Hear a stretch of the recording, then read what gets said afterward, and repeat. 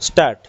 SSE is supplier of electricity at notified tariff rate. The sale price included advance against depreciation within bracket AAD, which is shown by SSE as sales in its profit and loss account.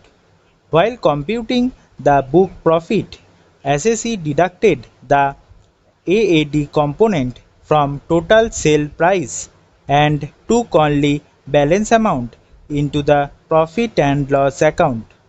According to the Authority for Advance Rulings, reduction of AAD from the sales was reserved, which had to be added back on the basis of clause within bracket small b of explanation 1 to section 115 capital JB of the Income Tax Act 1961 para.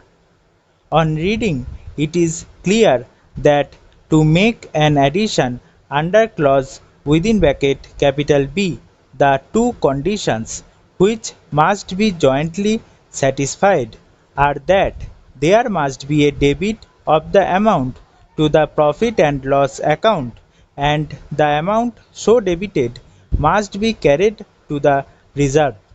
Since the amount of AAD is reduced from sales, there is no debit in the profit and loss account. The amount did not enter the stream of income for the purposes of determination of net profit at all.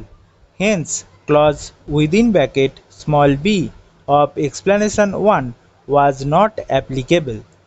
There are broadly two types of reserves: those that are routed through profit and loss account.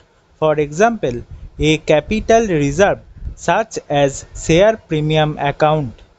AAD is not a reserve. It is not appropriation of profits. It is an amount that is under obligation right from the inception to get adjusted in the future, hence cannot be designated as a reserve.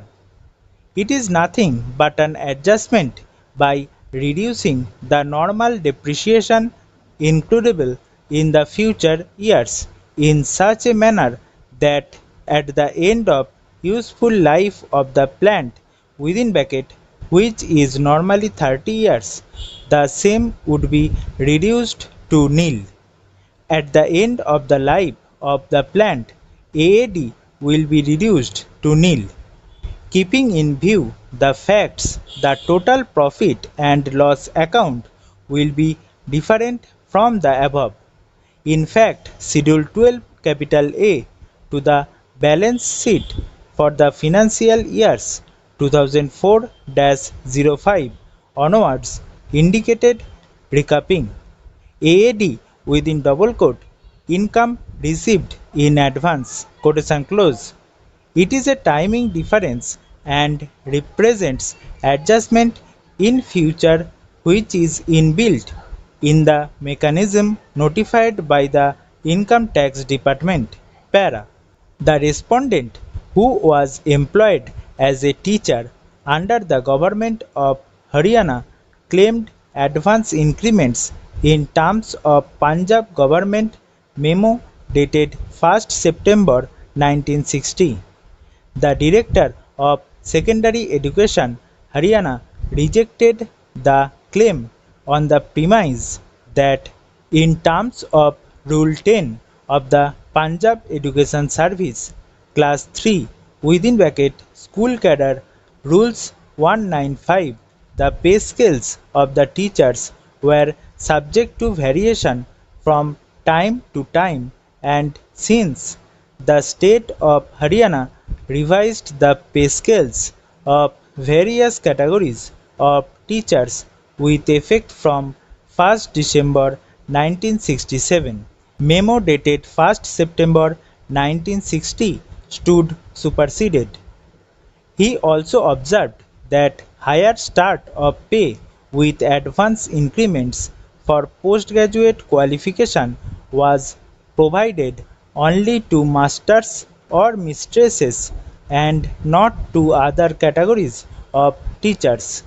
The High Court allowed the writ petitions and directed that the respondent be given advance increments in terms of the Punjab government memo and the letter of the government of Haryana. Aggrieved, the state of Haryana filed the appeal. Para. The teachers employed under the government of Haryana could claim benefit of the higher pay scales, advance increments, etc. in terms of the policy decision taken by the government of undivided Punjab and instructions issued by it only till the revision of their pay scales, which were made effective from 1st December 1967 and not thereafter. The question of revision of pay scales of the teachers employed under the government of Haryana was considered by the Education Commission, which is also known as Kothari Commission. The recommendations made by that commission were accepted by the President of India and were implemented by the state government with effect from 1st December 1967. After revision of the pay scales of various categories of teachers, the government of Haryana issued instructions for grant of monetary benefits in the form of personal pay to those government servants who improved their qualifications by undertaking further studies within the country and abroad. Further, by later, all the existing instructions were superseded and fresh instructions were issued on the subject. However, the decisions contained in letter and other related communications were withdrawn by the state government by their letter. The High Court erred in accepting the plea of the respondents that revision of the pay scales of teachers with the retrospective date did not result in automatic supersession of the existing policy decisions. Stop.